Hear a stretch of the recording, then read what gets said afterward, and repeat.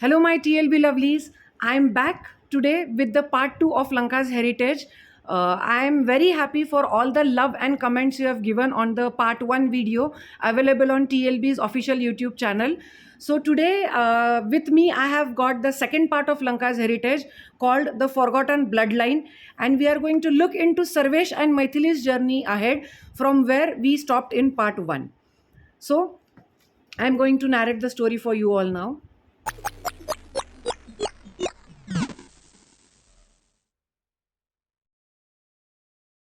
The waves continued their endless dance against the shore, the scent of salt and monsoon earth lingering in the evening air.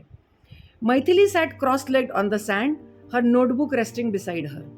The dying light of the sun painted the sky in the hues of orange and violet, as if the gods themselves were listening to the stories being shared on this quiet beach.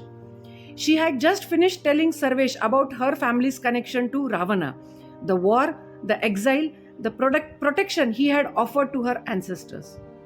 Maithili's eyes widened as she heard Sarvesh's word.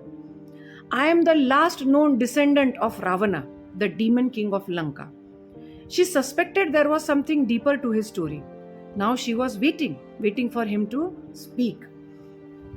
Sarvesh had gone silent, his hands half buried in the sand, clenched and unclenched, as if wrestling with the thoughts that had remained caged for too long. Your past, Maithili started softly. Sarvesh expected contempt in her voice, but he was surprised by her calm demeanor. It feels like you have never talked about it before. Sarvesh exhaled a long breath, his gaze fixed on the waves. To whom do I tell this? Maithili straightened, intrigued. Your family? He shook his head, interrupting her words. My family does not talk about it. We don't pass tales with pride like yours. We survive in silence. Maithili observed him. You are still afraid of his name, isn't it? Sarvesh let out a bitter chuckle. Afraid? No, but I spent my entire life running from it. Maithili waited patiently, knowing that the best way to hear a story was to let it unfold on its own time. Finally, Sarvesh began, his voice steady but burdened. For centuries, my family has carried his bloodline. We were never kings, we were never rulers. We have been wanderers, hiding in the shadows, pretending to be ordinary. Because history has never been kind to Ravana's name. Maithili's curiosity piqued. But Ravana's lineage, wasn't it lost after the war? Sarvesh gave a wry smile. That's what the world believes. But my family exists because one of Ravana's sons survived. Maithili inhaled sharply. Indrajit? Sarvesh shook his head. No, Indrajit died in the war. But Ravana had another son, a lesser known one, Trishira. Maithili's mind raced. Trishira, the name sounded familiar, a footnote in the great war of Ramayana. A warrior prince overshadowed by his elder brother. He was powerful, skilled in warfare, a great scholar just like his father, Sarvesh continued. But unlike Indrajit, he wasn't obsessed with battle. He was practical. When Lanka fell, he knew the bloodline wouldn't survive if they stayed. So while the war raged on, he took his family and fled. Where did he go? Maithili asked, hanging on to every word. India, deep into the forests beyond the reach of war. He lived in hiding, changing his name, abandoning Lanka's symbols. His descendants never claimed power again. They lived as sages, scholars, ordinary men, always moving, always blending in. Maithili frowned. If they abandoned their past, how do you know all of this? Sarvesh's jaw tightened. Because my grandfather broke the silence. Maithili leaned in, sensing a deeper wound behind his word.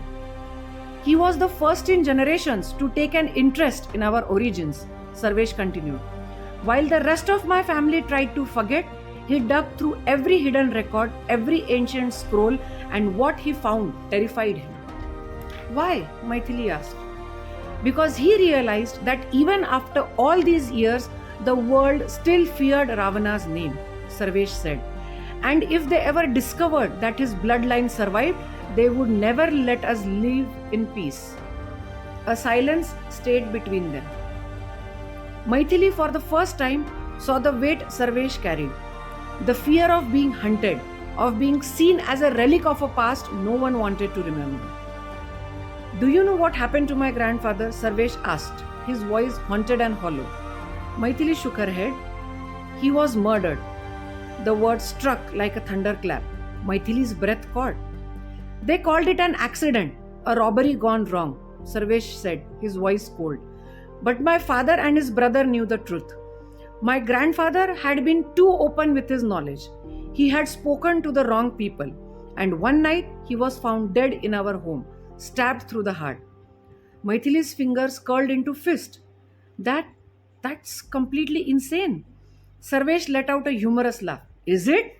Even now, after thousands of years, people fear Ravana's shadow. If they knew his bloodline still walked this earth, they would do anything to erase us completely. Maithili swallowed hard. And your father?